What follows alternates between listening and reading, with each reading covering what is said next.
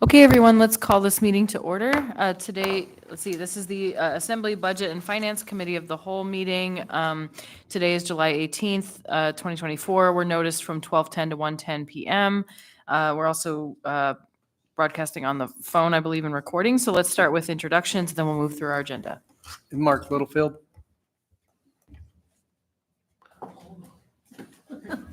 Karen Braga. Daniel Voland. Christopher Constant. Anna Brawley. Zach Johnson.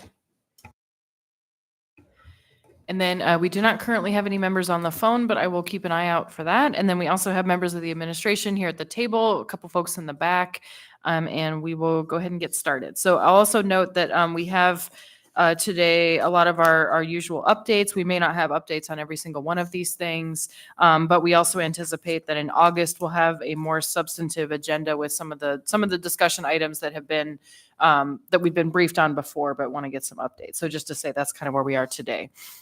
So let's go ahead and move through our unfinished business, and I will be, looks like, alternating between Mr. Thurn, Mr. Falsey, and Mr. Cipriano. So first, let's start with FEMA reimbursement. Mr. Thurn. Yeah, I don't think we have anything new report on earthquake. We did bring up what we were working on last month in order to be able to move some things for the capital side of the fire station, as well as identify the additional amount of money that we need for the earthquake account from an authorization standpoint. But I've not heard from the EOC where they're at on that, so I don't think there's any current update as we go on that. I'll move right into the ARPA. I asked them to put my name on that since Trista's no longer here. I am currently working with the contractor. We are working on the second quarter report as we speak, and it's also the annual report, which are both due by the end of July. We're in the process of allocating all of those types of things, and I'm sure at some point the administration will have somebody who will be responsible with the contractor to work forward. But he is in contact with all the subrecipients. I will say that one of the subrecipients did send us back approximately $900,000 that was not able to be used by them. So that was UAA. So they have sent that money back. We have received it in, and we will be coming forward with some uses of that. But we do need, as you're well aware, to have that obligated prior to the end of the year, because that's our deadline. So you may be seeing something on that in the near future. Question from Mr. Constant. Yeah, thank you. I don't recall what the UAA program was, but after the workforce development, Okay. I think it was. that's right, training. And it originally was $3,062,500, I believe, was the amount of appropriation, and they used all but $890,000 of that for that endeavor. But then I think there was a 12/31/23 deadline for that, and now through their grant process, they've realized that they didn't spend it all. They have sent that money back to us, and now we will need to reappropriate. Right. So in retrospect, considering the ACFR was published this week, it's clear that we did not appropriate enough for financial management for the ARPA funding, for managing grants and contracts and all of that. And so I have had regrets that we did not fund your team to be more on top of it. And it seems that we are still behind, and probably, you can start where you want, but for me, a priority is to make sure our financial team is as strong as it can possibly be going through the 2023 audit, which will be the final process for the ARPA. So it's clearly, there's a line drawn between ARPA and that money and the audits. And so I would put on the table, and this is just one idea, that use that money to get our financial house in order. I'm sure the administration will look at the availability of that funds as we come back with the options to be able to spend it.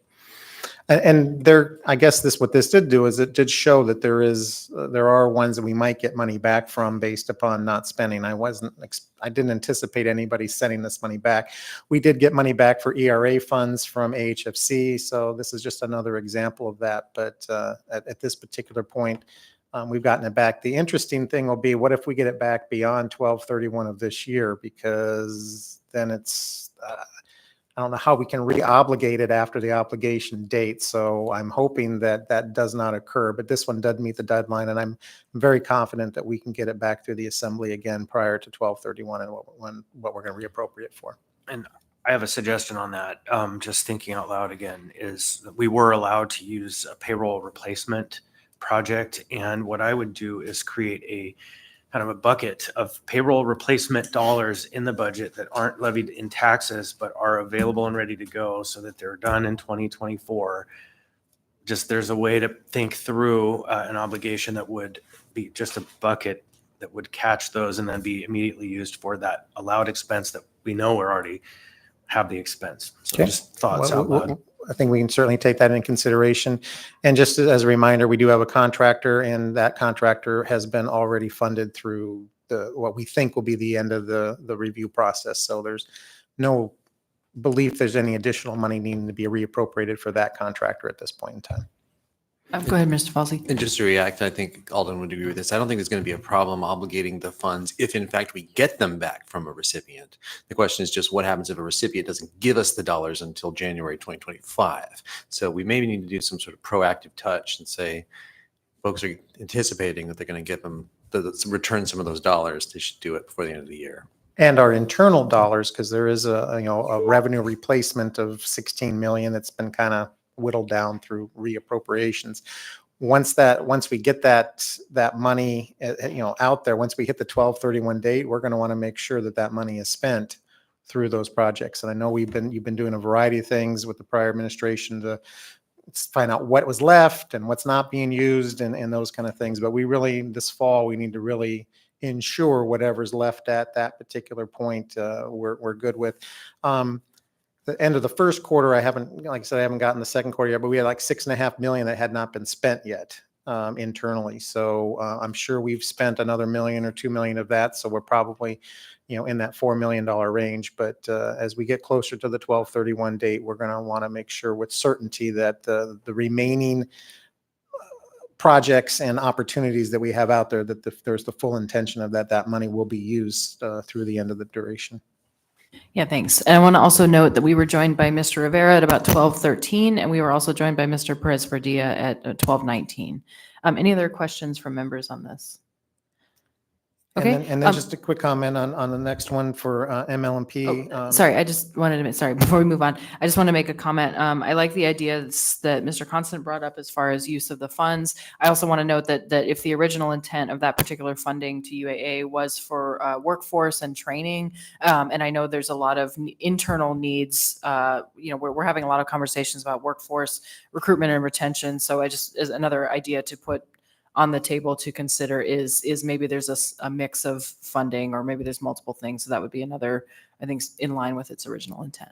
So, okay, moving on to the next item then. And as we've discussed, in prior, we know ML&P has a variety of things. We don't have a current update on that, but we've definitely, with the new administration, have been discussing a variety of those different outstanding issues, and know that we are working towards reviewing them and hopefully coming back in more detail in the very near future, where we can actually start moving some of these topics that we've had some preliminary conversations to completion. Yeah, thanks. Any questions on that one? Okay. And I'll just note, and I'll mention this probably a couple times. I anticipate that our August meeting, which is, a month from now, I do want to have some more, or start to have some of these substantive conversations. So let's work in the meantime in the next 4 weeks or so with administration staff to work out what's feasible to talk about on that agenda. And then I'm just making a note to our budget analyst, Mr. Farina, who helps with our agendas, that we want to make time for some of these things, because we know we're going to be running up into regular budget season very soon as well. So yeah, more for next month. Okay. And the question from Member Bronga.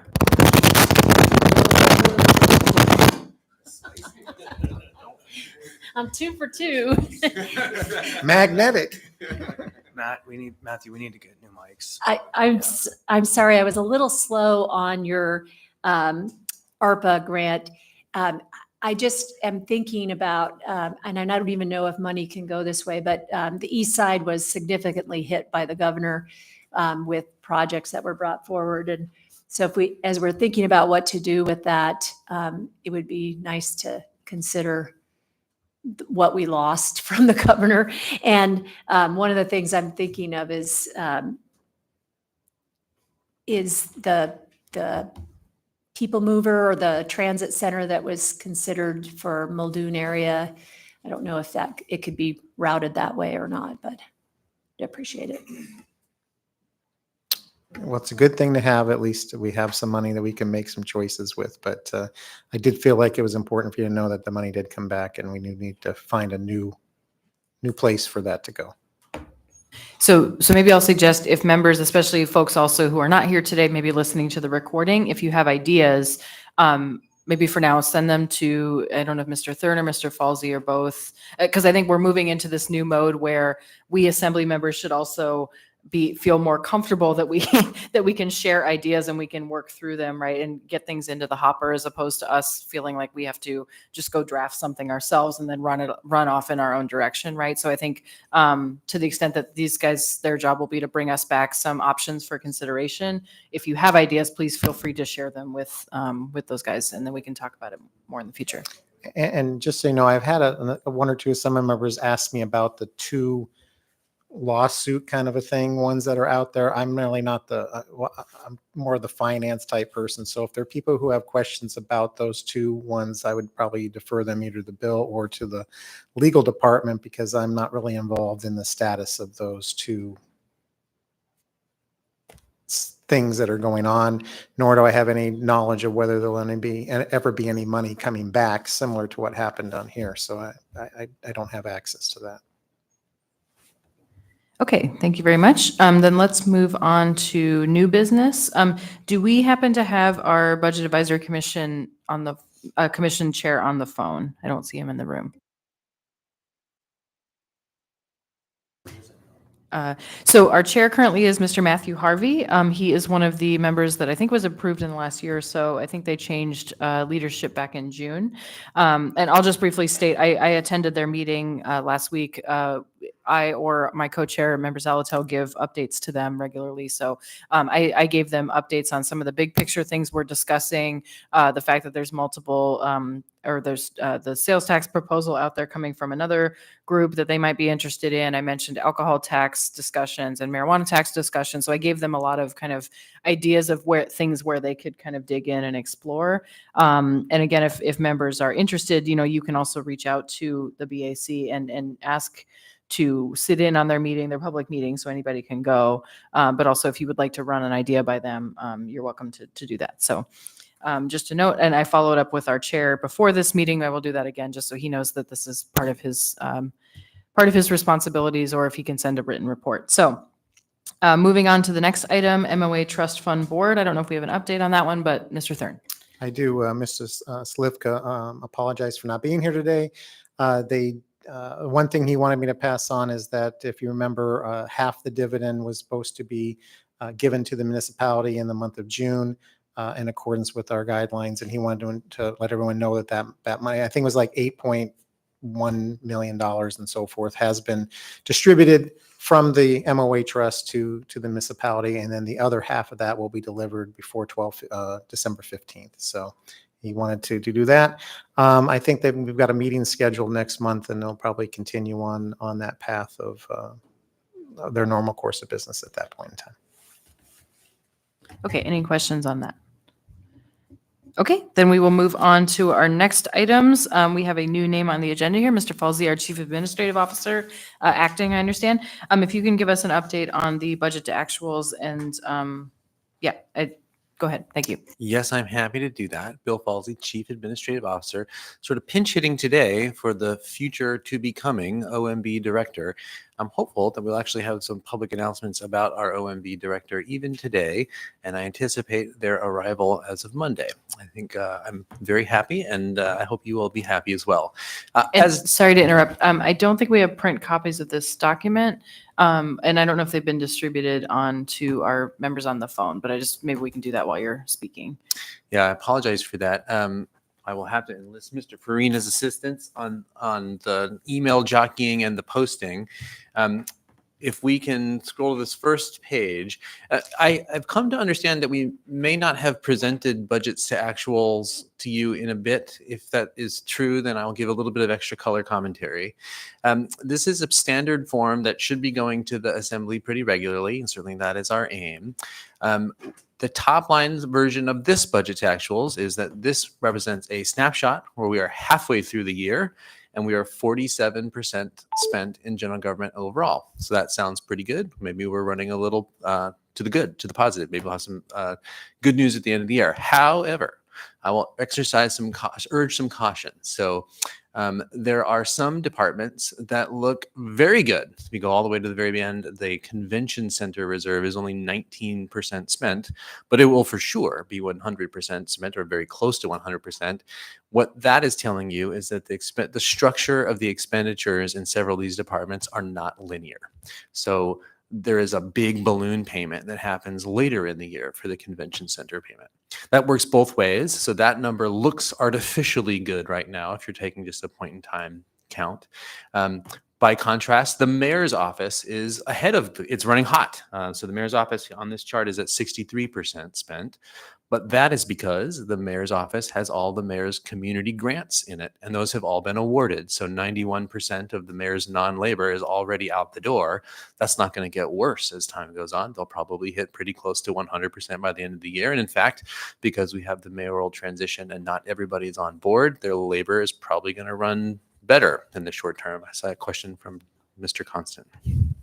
Mr. Constant. Yeah, I don't know that I agree with that analysis because I don't think that the final payouts are going to be on this ledger for the mayor's office. And there was an increase of executive pay that happened in April, and then all of the banked leave and all of the kind of here's a check on the way out the door isn't quite on the books yet. So it might wash out pretty tightly or be a little bit over despite the not having offices filled at this time, because I think some people got pretty well paid on the way out the door. Yeah, and through the chair to some member Constant, that very well could be true. I do know that these numbers were pulled out of SAP on July 2nd. And my understanding is, at least on the mayor's grant side, that all of those costs had already hit SAP and we were 91% spent in non-labor.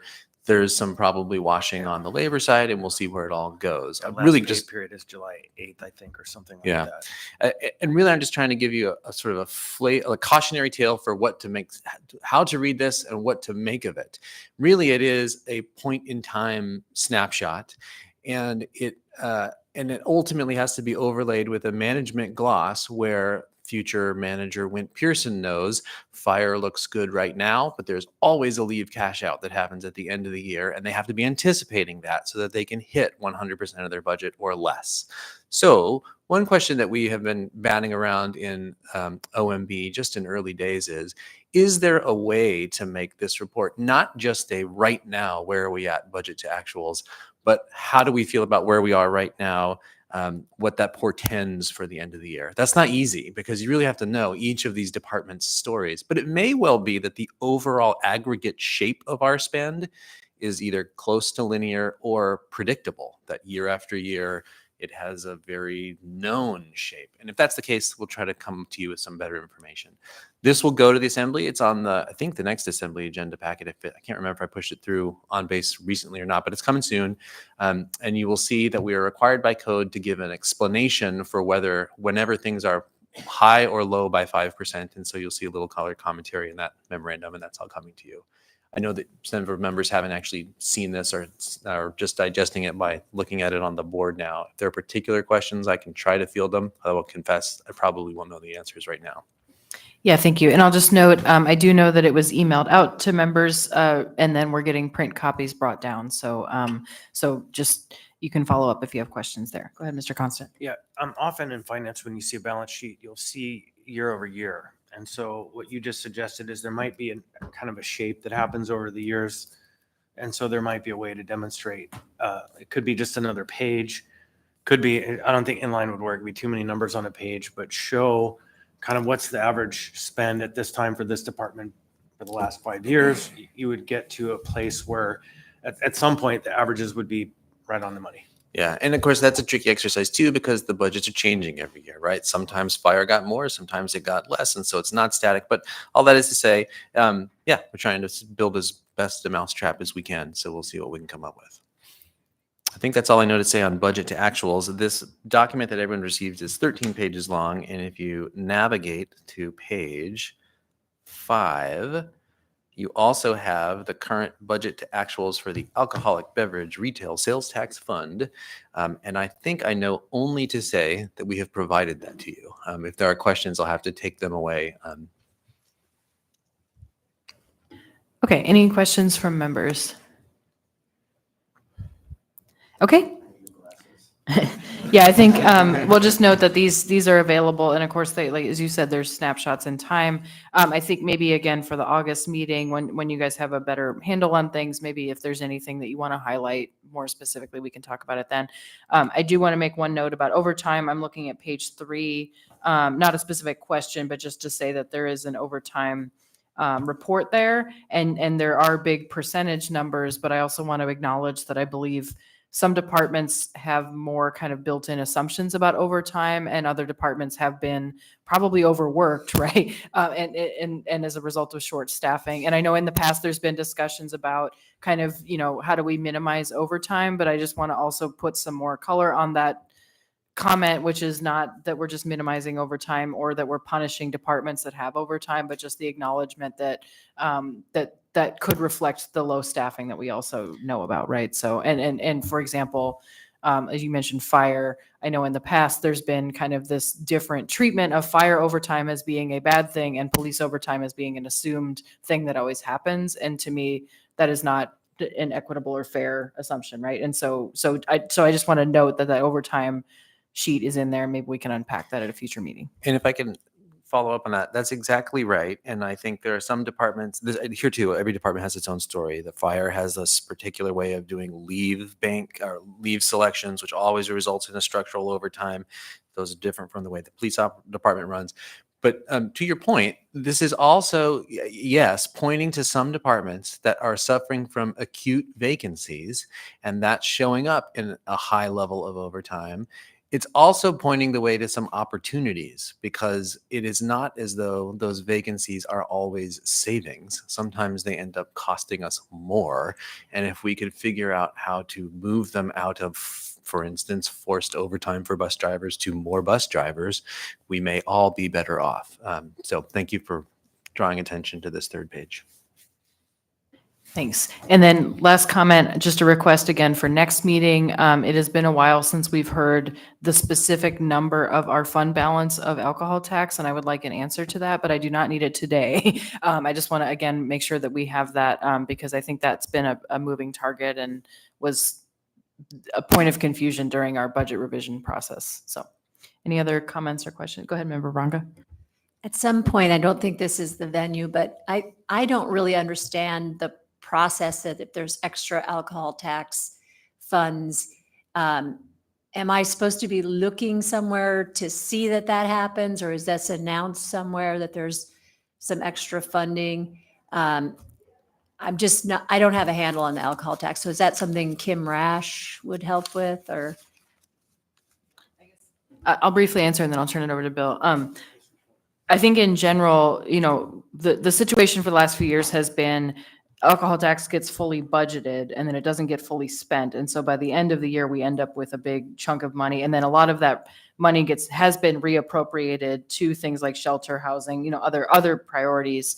And then we want to make sure that as we spend down that fund balance, that we don't over appropriate or assume, there's going to be extra money, right? Like the goal is that we're spending down the budget that we have every year, unless we decide to hold some of it back. So in terms of generally speaking, it's not something that we need to know month to month. But I think the question is, as these other issues come up or we need to find funding for things, that's where we've been looking. And we just haven't had the answer to what that actual number is. And so, but then I'll turn it over to Mr. Falsey in terms of where to go for that information.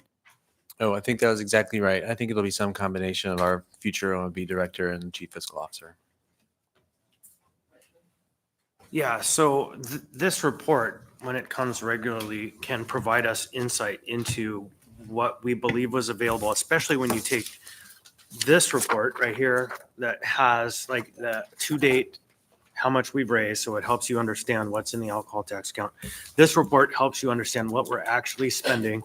And then you lay that over the budget that we have approved for the alcohol tax. And then the next act is you look to first quarter budget revisions as the time in which we would make adjustments to the budget after we budgeted in November for an actuals. And so generally speaking, we should get to a management position where we aren't having, like this month, we're going to have $1 million extra in alcohol tax, so we should budget it. The homeless crisis has kind of driven us into a weird position that way. But ultimately, it's these documents on a monthly basis. The budget and Q1 are really the 2 points. And the Q1 process, which is supposed to happen in April, is when we true up the budget and any excess would be allocated. So ultimately, those are the points in time. It's November and April in a perfect world. Okay, yeah, and then that'll be something we'll move into going forward. And then also just one note again for our agenda purposes, although I know Mr. Farina had to leave and now we have Ms. Honest keeping us honest. We will want to add a marijuana tax budget to actuals there, but probably not until we get to the point that we're appropriating that. But that is another dedicated fund that is coming online. With that, let's move on to our next item, which is the MOA financial status. And then we have Mr. Cipriano, our treasurer. Thank you, Madam Chair. You should have in front of you the revenue summary highlights that we have generated from SAP as of 7/15. And I'll briefly review them. Usually our results become more meaningful as we get to the September, October area. We get a good feel for where we're going to end up. But let's take a look at that report. I'm on page 1. You can scan down to the bottom of page 1. Real property tax collection went well this year. We had, as you know, a few last minute changes to procedures. We had to unlock some elevators, things like that. But to date, we show an SAP 570.6 million. That's approximately 99.36% of what we budgeted, and things went very well, surprisingly well. We don't anticipate any meaningful departure from what our first quarter budget revision was, which is 574.3 for the year. So if you want to jump to the second page, you'll see at the bottom of the second page, we have cash pool earnings revenue listed as negative 1.72 million. And just a little bit of explanation on this. As you're probably aware, the municipality runs a cash pool of approximately 1.4 billion currently. We have to, by GASB regulation, value that as if we're going to liquidate it at a certain time. And so at 7/11, July 11th, Public Finance did that calculation, and the number you see, 1.72 million negative number after a budget of 4.16, reflects the fact that interest rates are a little higher than they had anticipated. And so keep in mind that these are unrealized losses. Again, the portfolio is 1.4 billion. About 1 billion of that are securities that have under 90 days to maturity. Okay, so we don't really see the city accessing any securities in a quote unquote type emergency basis. We have a strategic portfolio. Behind that, we have a contingency portfolio. Each of those are about 200 million each.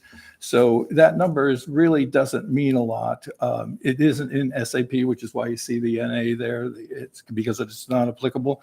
We would assume that if the general economic outlook occurs for this year, which is a slowing in 2024, we might see the Federal Reserve lower rates, particularly after the election.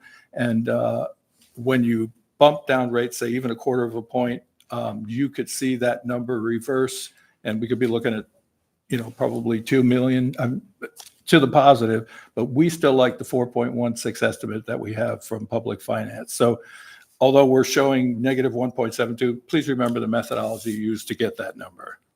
Okay, any questions? Yeah, Mr. Constant? So back in March, we were told we weren't going to be securing any tax anticipation notes. Correct. We did not this year. That is correct. So that probably also impacts that number, right? Because the tax anticipation notes, even though we're using it to pay for our bills, is earning money. Right, there's an arbitrage that occurs. when that happens. Historically, we have had a couple of years where we lost money, but yes, historically, there's an amount of interest that is earned on that arbitrage from when we issue them and then when we pay them back by December.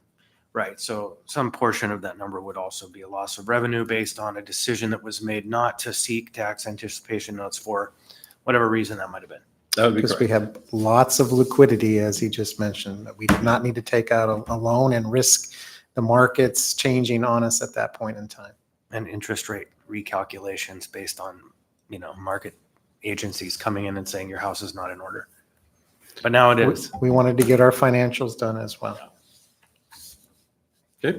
Please continue. All right, let's go to page 3. You see, we don't have room tax final numbers yet. They haven't been posted in SAP. We have probably a batch of about 5.5 million according to the latest report from the Office of the Controller. And when that gets posted, we'll finish up 2023 at about 43.1 million. We have forecasted 45.5 million. We do not have figures for the first quarter yet, but we do get monthly reports from individual hotels, about 30 of them. And I just want to review May's for just a minute.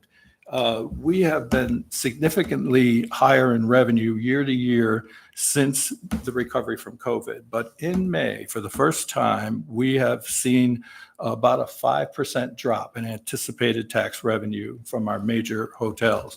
So there appears to be a plateauing of revenue.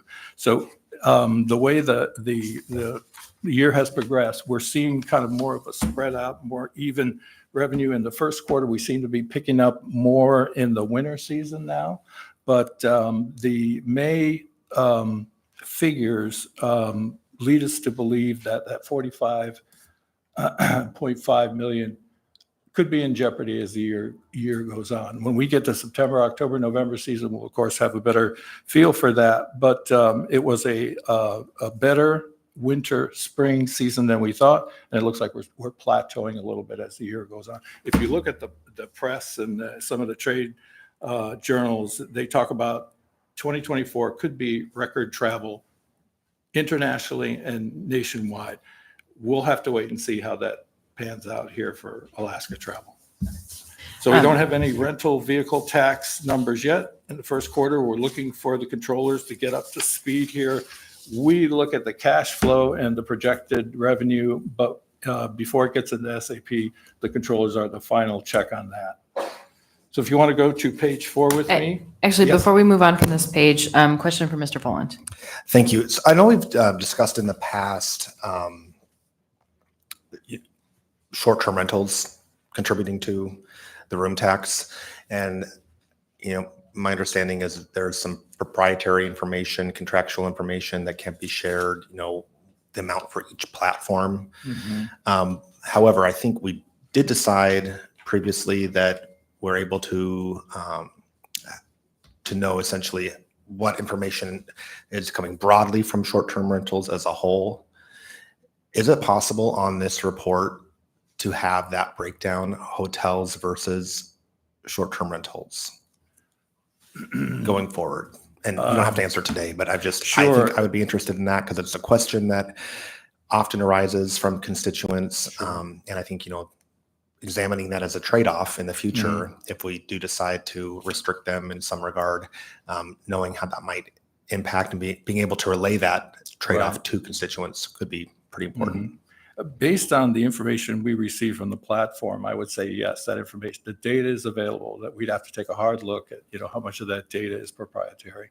So I'd have to do a little more research, but the data itself is available. And if I can add, I remember on the Treasury website, because this is kind of the high level, what is the top level number that we're getting or Right, budgeting? There's also those more detailed reports, and I know one exists for alcohol, and I think there's one for bed tax, and I think it splits out the classifications by Class A hotels, or maybe anyway, there's more detail. So maybe, at least for next month, maybe just having that be part of our copies of documents that we get, rather than having you change this, because I think the intent with this is really to keep it at that top level for each of these revenue sources, but I know that information does exist. And so maybe, at least for the time being, maybe bringing those monthly, just the report that's already being made, that might be helpful, because I think it would be helpful to know. Yeah, I'd be happy to follow up on that. And Mr. Constant? Yeah, just anecdotally, last 2 weeks, the streets have been packed in a way that they weren't the last couple of years. So there might be some countervailing winds as well. Yeah, and I'll just add as well, or a question, just to restate, the 45.5 million that we budgeted and whatever we get for this year, that is the total bed tax. That is correct. Right, Yes. okay, so really, and a portion of that is going to general government, like you know, but it's, so if we lose some revenue, it's not that all of this is a hole that is created in general government, it would be distributed across all of the, Correct. Yeah. Correct. Roughly a third and a third between the convention center gets a third. About a is that third for debt, about a third for the MOA, and a third for in that Visit Anchorage Right. bucket. Mr. Boland? Thank you. Yeah, just to, I guess, keep socializing this idea, I think because it is a large source of revenue, I think it may be time to start critically thinking about where these funds go. And one idea I think would be interesting is sort of adding a fourth, reproportioning and then adding a fourth fund in there that would be that housing fund. And I think it'd be really interesting to consider, short-term rentals and the money that they bring into the municipality. How could that be used to meet housing needs for Anchorage residents? Because right now, other than the general fund, we're sort of focused on tourism, right? Our convention centers, Visit Anchorage, et cetera. And I don't think that's a bad thing, but I think with the background of a housing crisis, could money that the municipality makes from short-term rentals, could that be used to do off-site improvements? Could that be used to do utility upgrades? Could that be used in a way that creates the opportunity for housing for folks who want to be residents in Anchorage? So just putting that out there. Thanks. Yeah, thank you. Other comments or questions from members? Okay. Okay, Yeah, we can- and I'll just briefly note, I know bed tax or room rental tax has been a point of discussion, and there's some other kind of deadlines coming up. So I think that's another topic that we want to keep working through, which is going to be some policy questions beyond specifically the Treasury role, I know, but just to say, we'll keep working on that one. So let's go ahead, Mr. Cipriano. Okay, so let's jump to page 4, and you'll see some of our program taxes. This is the 28th week of the year, so the realization should be somewhere around 45 to 55%. So if we look, tobacco tax is a little bit ahead of our budget schedule. Motor vehicle excise tax is right on point. Auto registration looks good right now. We're about a month behind in our reporting. We get direct reports from the DMV. So we're good through May, the number that you see, 4.7 million. So that looks to be on schedule. Marijuana is slightly ahead of schedule. And the reason is I think I mentioned it at last month's meeting, we picked up 2 more retailers. So we're currently at 3.6 million, a little ahead of schedule. And then APD counter fines is right where it should be. And finally, on the last page, I think, as Alden noted, we just paid out the 8.15 million, which was 50% of the MOA Trust's contribution, their annual contribution. Building safety is a little bit ahead of schedule. And for alcohol retail sales tax, we have an SAP right now, 6.05 million, which represents about 36% of what we're anticipating for 2024. Now, remember, our numbers come to us from the tax entities that are paying themselves, and we reconcile the cash deposit. But again, the final check and balance is through the controller's department. So when that's done, then those numbers are official, and I believe that's probably the barometer you need for when they are available. Mr. Thurn? And I just want to remind the Assembly, you did have an increase during the tax bills where you increased the building safety by that 0.04 0.45 basis points or 0.45 That's what it was, mill rate yes. and so forth. So Mhm. we are expecting that the BSSA should come in more because we're collecting approximately $1 million more in revenue. Now, it's far from the 14 million negative that we're currently at, but that's not because we have to just be careful this year. It's not all because of building. You also made a structural change in how to help fund that. So as we go through the year and you see how that BSSA one goes, just remember that there was an intentional increase in that particular category. Mr. Constant? Yeah, so we kind of skipped over one, and I'm not sure why it's so low, the SEMT, and obviously there's a follow-on conversation to that. It's just a public conversation briefly about the status of that. So year-to-date, SEMT is less than 1%, less than 1%. What's going on there? Okay, with SMET, we go ahead and file at year end, is that right, Alden, for? Boy, that's a Complex question. complicated one because Yeah. it's for years in the past and so forth. I mean, I know where the status currently is of the payment we were supposed to get this year, which is not based on this year's numbers. It's based on last year's. So I actually don't. I tend to go to Chief Schrage to get more information on how that's calculated. But Right. So I think that one thing is we should figure out how to reflect this differently because it's an outlier. It's the only fund that is reflecting last year revenue this year. So it looks like it's doing really bad, but it's not. And it's easy to blow over because it's so complicated. So we might want to find a better way to report that. And obviously there's the Medicaid aspect to it, which is always risky because there's a multi-year clawback provision to that can be extrapolated. And so some care and attention. And then the second part is following on the ACFR getting completed. I think I just want to say for the record, the status of this currently, and I could say it, or I'd prefer you to say it. for the 22 ACFR. For the SEMT Okay, pool so of funds. So the SEMT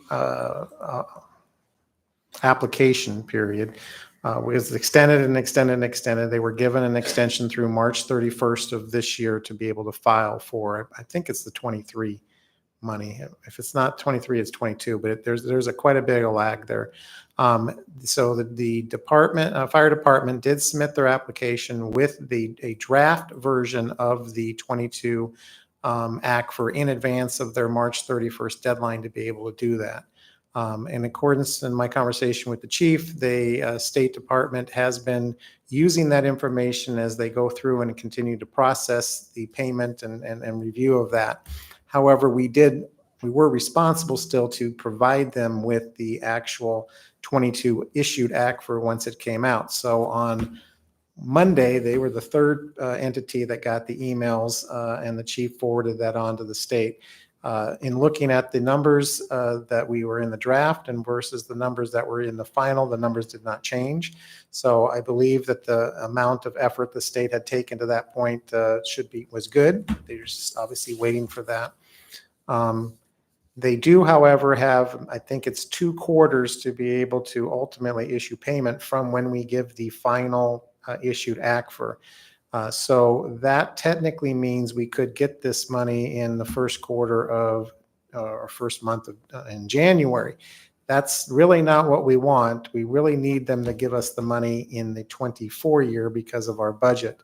So I think we will probably, through the fire department and the administration, we will, once we get heads above the water here over the next week or two, we will probably place some interested calls with those state departments and see where they're at with regards to that funding and try to get the state to support the city as much as possible to getting that payment still in the 24 year where we currently have it budgeted. But according to code, they don't have to give it to us until the first quarter of next year.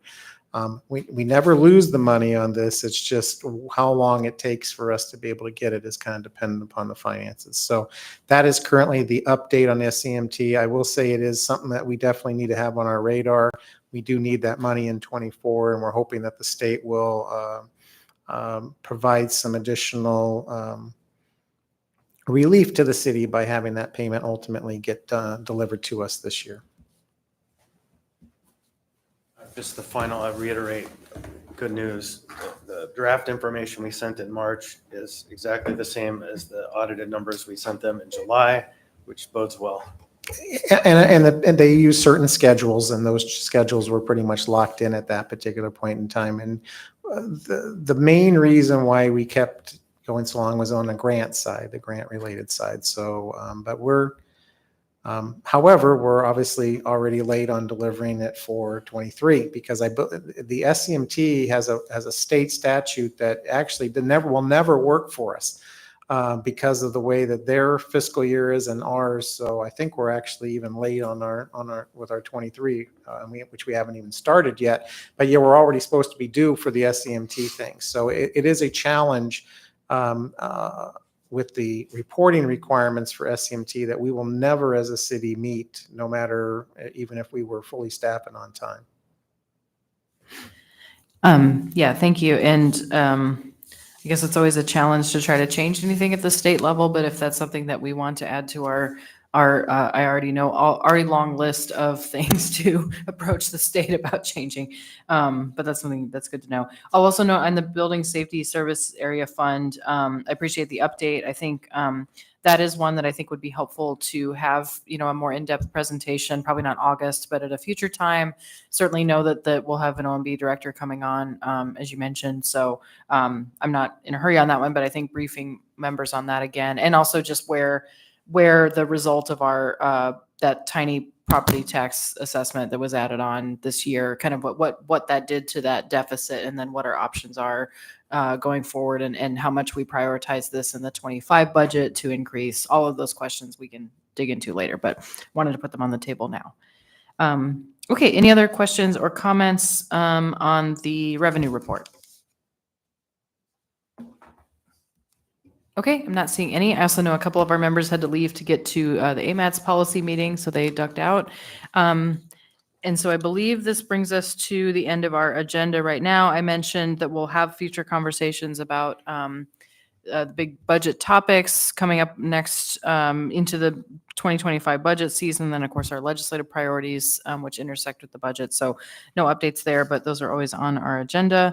I see only one person in the audience at this point who is not a member of the public per se in this role. So I'll see if there's anybody on the phone. Nope, no one for public comment. Any other things members want to bring up? Okay, then I think we are adjourned. Thank you, everyone.